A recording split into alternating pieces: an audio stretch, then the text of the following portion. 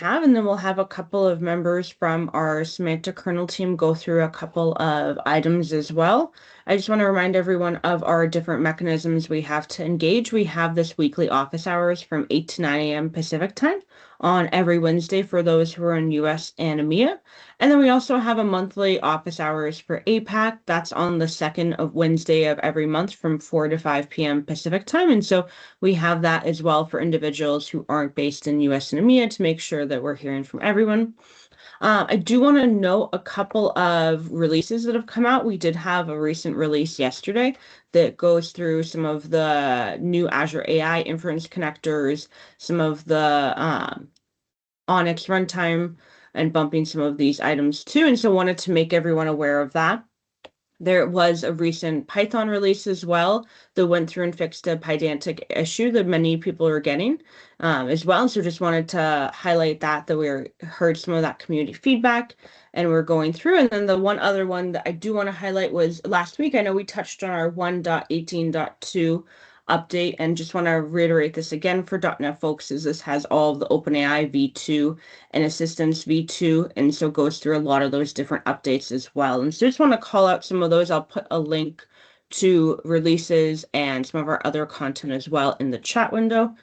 And then wanted to highlight that there's some other documentation merges that we've been doing as well on different items. I know we chatted about Vector Store. There's been a couple of other updates as well. And so if you haven't had a chance to take a look, we recommend you take a minute to read through some of the updates we've been posting out. Then we also have our backlog by bucket as well. I know a lot of individuals are liking to be able to know what we're doing on our roadmap and be able to understand items that are coming. And so I'll also share a link to this so you can go and dive into each of these different buckets and see exactly what the work items are that we're diving into. And then on blogs, there's just a couple I want to highlight. We've had some great representation from members in our community, and we have a number of guest blogs out. There's one around Vision Buddy feature, an individual who was actually able to create an application to help individuals who are visually impaired using .NET and Semantic Kernel.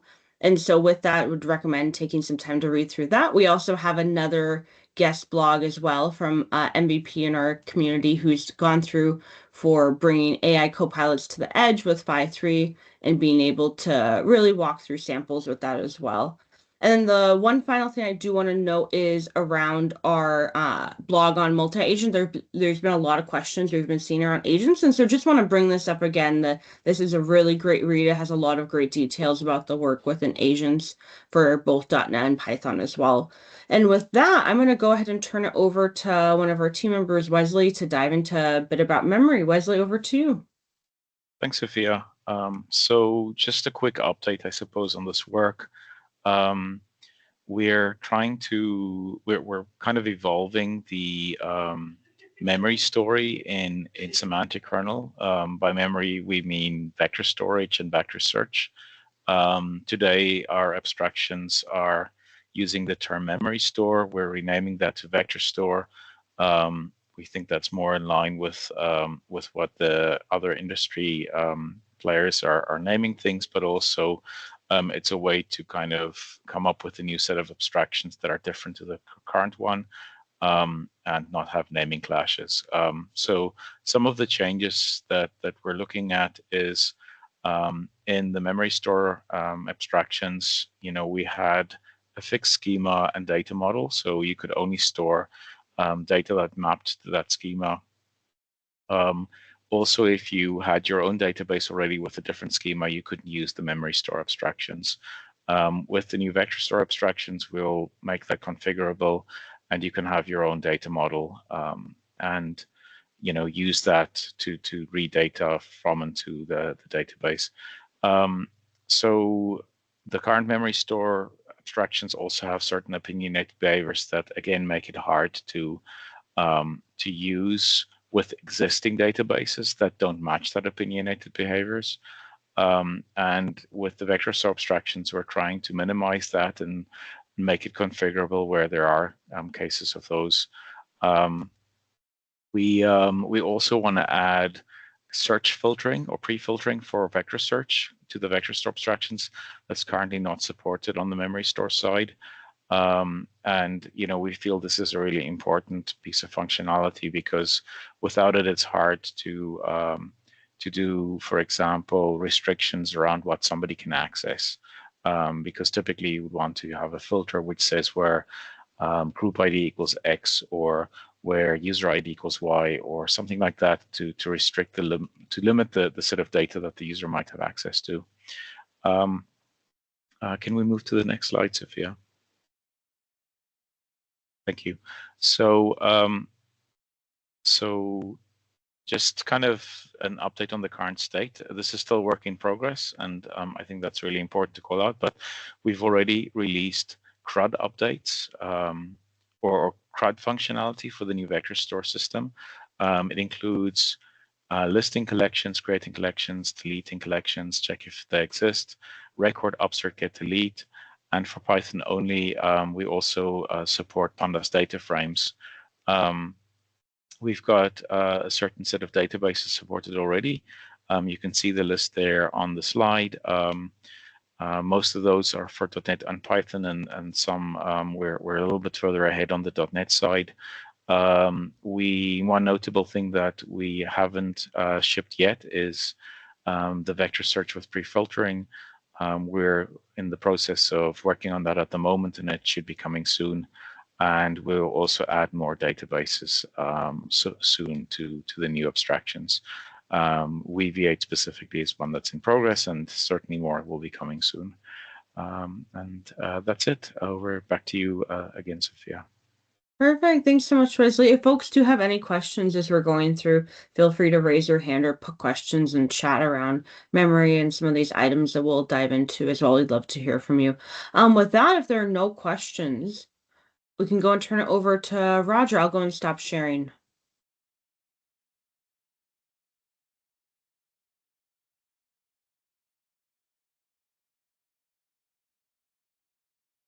And Roger, it looks like you may be on mute. Hey, I hope you can hear me now. Yes, we can. Perfect. Great stuff. Yeah, so I'm very happy to announce that we have finally released the two connectors for Azure AI Inference and Azure and Olama connectors. So Azure AI Inference is a connector more focused on the Azure AI Studio deployments models.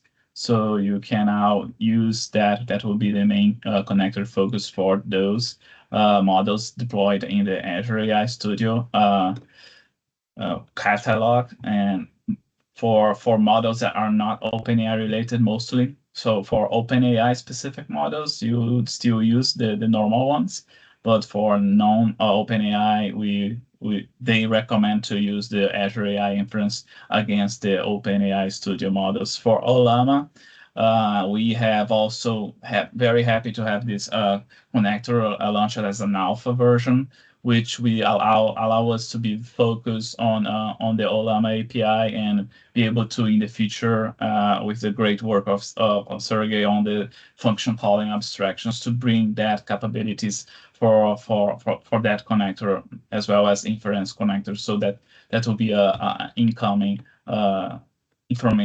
incoming feature for those connectors as well.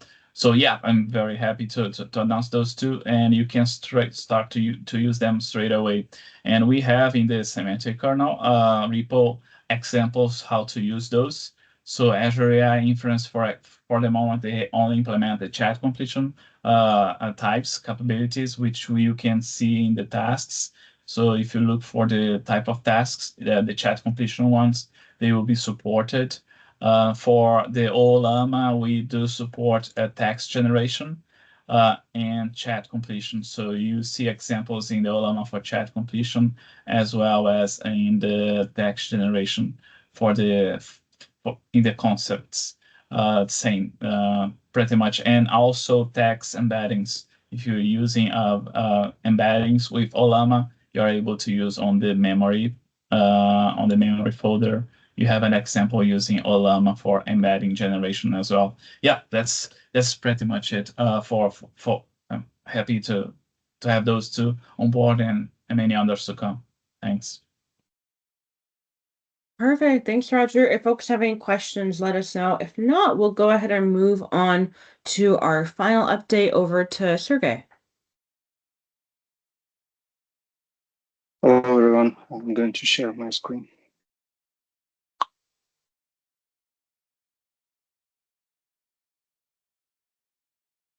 Let me know when you see it. Yeah, I believe you can see it. So yes, I would like also to announce that we are going to release new function calling model that is going to replace existing one. And the new function calling model solved the problem of the current model have, such as the new model is connector agnostic. We are going to utilize one set of function call classes for all the models. So for Gemini, Mistral, OpenAI, Azure OpenAI, Onyx, Olama, and all other function calling capable models. So no need to create a dedicated set of function calling classes for each model separately. That again will contribute to our story of polymorphic usage of connectors. So it will allow to achieve such scenario when you've created like one function calling configuration and can easily switch between different connectors. That's one thing. The other thing is the new model is aligned with the latest AI capabilities. So the new function calling in semantic kernel have the auto function choice behavior, it has required function choice behavior, and it has non-function choice behavior. And those behavior present today in both Azure and OpenAI AI models. And we are aligned with this. And the another benefit is that the new model is more extensible because for sure later in the future there will be certain models that are doing function calling slightly different. Some of the models may support like parallel function calling, some of them may support parallel function invocation, and different options may be added later. So we've designed the new model with extensibility in mind. So like if there is new capabilities will be needed added for specific models, so the new model will support it. So we won't need to replace the whole model again. So the model is not released yet. We are like finalizing it, polishing it, and we plan to release it sometime next week. That's it from me. Back to you, Sophia. Perfect. Thanks so much, Sergey. Really appreciate you going through that. What I'll go ahead and open up for now is any questions. So through all of our updates that we had, if there are any questions, would love to hear from folks as well. In chat, I did see the message from Rachel around our office hours link and our blog post, and I really appreciate you bringing that up. We use the same meeting series for both this weekly one and the APAC one as well. If you're not seeing the EMEA and the US one, do let me know. I'll look into that to make sure. But that's the only question I'm seeing in chat, so love to open the floor up to others if you want to raise your hand to come off of mute or put in chat for other questions you may have.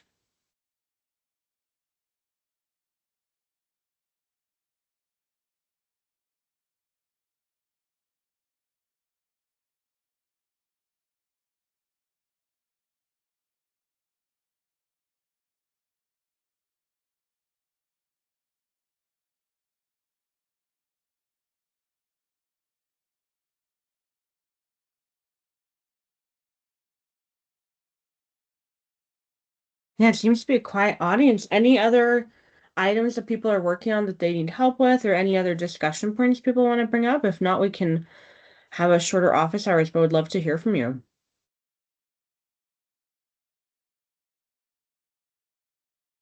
Hey, Rich, I see your hand if you want to come off of mute. Hi, thanks, Sophia. So I didn't realize that I'd be able to bring this question up into the group here today, but one of the things I'm running into is using semantic kernel with API management and kind of having that as a layer between that and the OpenAI.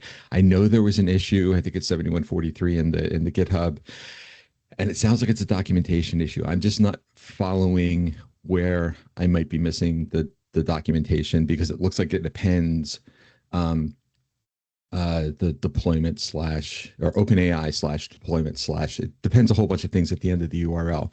Is there someone I can kind of chat with offline about this and kind of walk through what I'm seeing, or is there better documentation you can point me to? Because it's probably on my end, but I just want to kind of see how I can resolve this because the APIM is kind of important for the demo that we're working on. Yeah, that's a really good point, Rich. Mark or Ben, do one of you have a best person that Rich can connect with?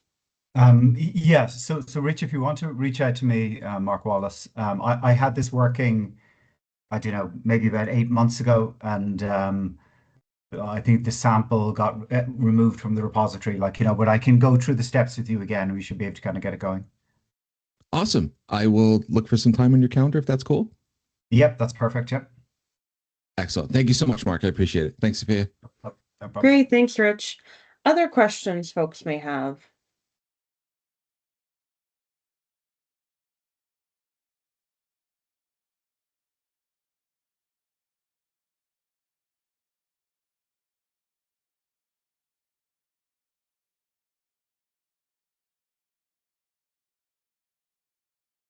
If not, I'll just check in with the Semantic Kernel team in case there's anything else that folks want to bring up or discuss. But if there are no other questions, we can go and end early, but just want to make sure that there's no other topics people want to chat about.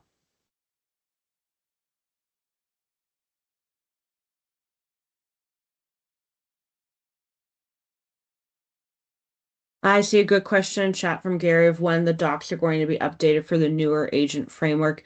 We're going through some of those updates right now as a team, and so we can definitely give you an update or our next office hours of where we're at. Know that there's some other updates that you should be seeing around some of our connectors that are getting launched later today within docs as well. But that's a really good point of making sure that from what we're seeing in blogs that gets updated. And so we're definitely working through that. So you should see that update shortly. I know that last time we did talk around some of the chat history work as well, and those are pieces that at future office hours we'd love to be able to chat through a bit more.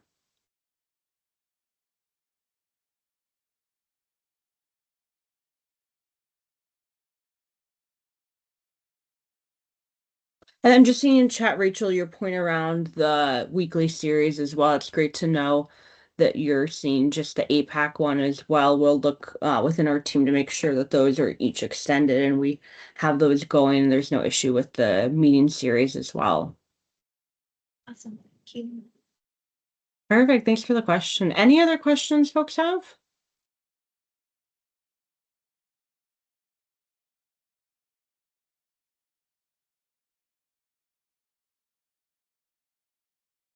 Gary, if you want to come off of mute. Yeah, so I've just started to get back into looking at the Semantic Kernel because there's been so many changes that it's hard to keep up, which is good in a way, I guess. But one of the things I wanted to find out was if I looked at the APIs, it looks like everything's split out by text generation, audio, images, etc., as separate APIs. How does that work with regards to multimodal models? Yeah. That's a really good point. Roger, looks like you came off of mute. Do you want to dive in? Yeah, I can dive that in. So pretty much we have a dedicated interface for any of those capabilities in the semantic kernel abstractions. So we have their image to text, text to image, audio to text, and text to audio mostly. And we do have the chat completion now accept the image content. And as soon as OpenAI supports other plural contents within the chat completion modality, we might be able to support that as well. So pretty much if you want to use a special modality model, you would go for one of those interfaces. But if you're targeting a chat completion one, which understands for the moment image, like the OpenAI ones, we do support that within the chat completion, chat history, chat message content type. Pretty much, if that answers your question. Oh, okay. So if a model supports multimodal, then the chat completions will do everything. Yeah, pretty much. Okay. All right. Another question I had was regards to the agents. So at the moment, and correct me if I'm wrong because I don't know that much about it, but you set up a chat, a group chat, and you add your agents to that. Is there any plans to be able to make that more dynamic? Instead of, like a planner, I guess, where you have a chat and then someone asks a question, and then based on the available agents that are available, they'll automatically join. Yeah, that's a really good question. I don't see Chris on. Ben, do you want to take this one?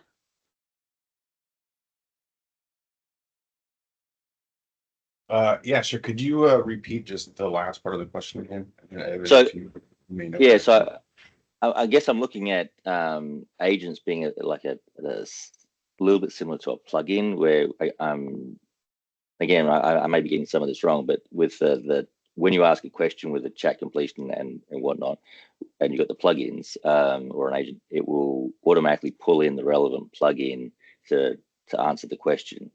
But if we had a group chat and someone asked the question, would it be able to automatically pull in the relevant agents to answer to then answer the question? So it's in a similar way with how plugins work. Does that make sense? Yes, that makes sense. I don't, Evan, do you know? I don't think that it can necessarily pull in other agents using function calling, so maybe not the same mechanism, but there is a way to get AI to choose who the next participant is in the group conversation. I can look for a sample that shows how to do that and put a link in. Yeah, we have Unique.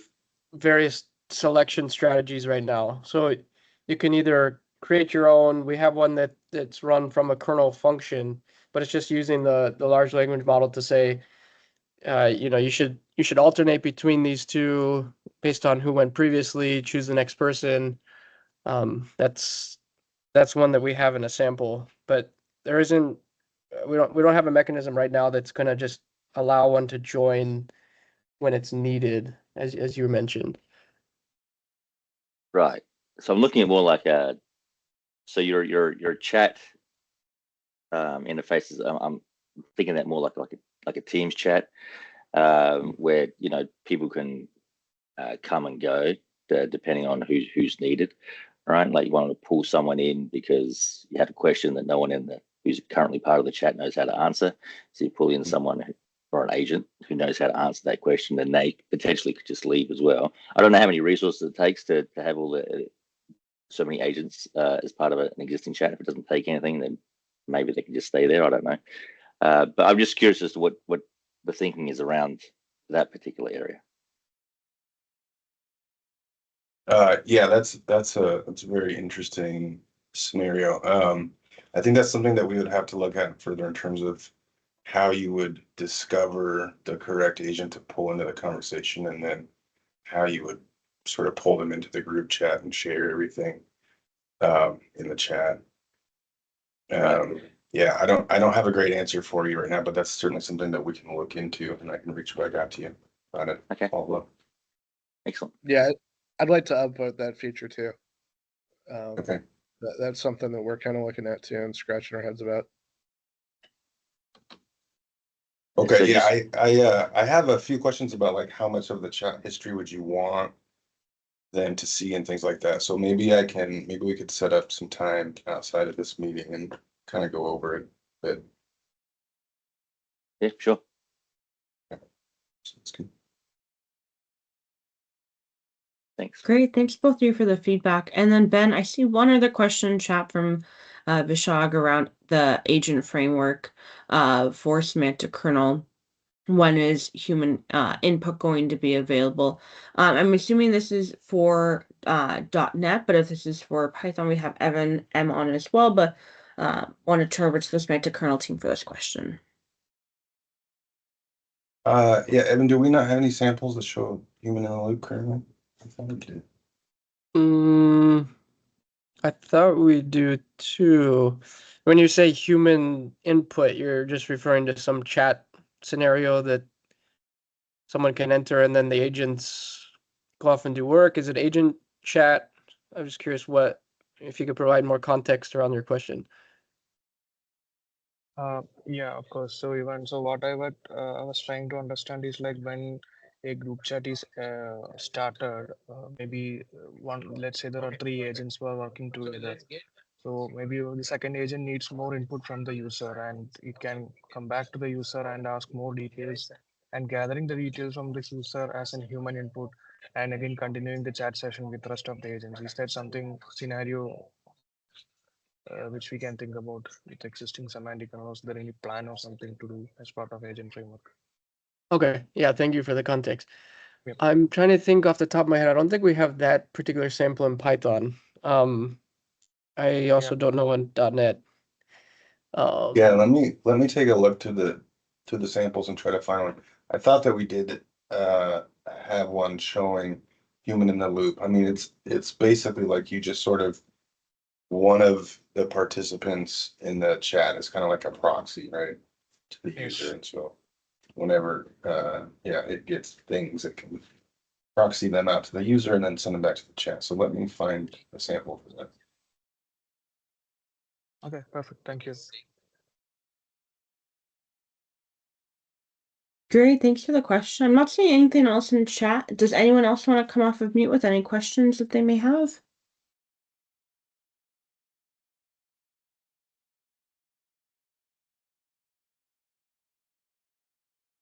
If not, I just want to thank everyone for joining this week's office hours. We'll have some upcoming sessions around other features and other updates that we have as well. One of the ones that was brought up that I mentioned earlier from a previous office hours around chat history, I'll be diving into it later office hours as well. And then there's some updates that we have around processes and other things as well. So stay tuned for some of those updates in future office hours. In the meantime, if you do have any questions outside of our weekly series, feel free to use GitHub discussions. We go through and triage that as well. With that, I'll go and close office hours. Thanks, everyone. I guess I see. I guess I missed it. All right, no, it's fine.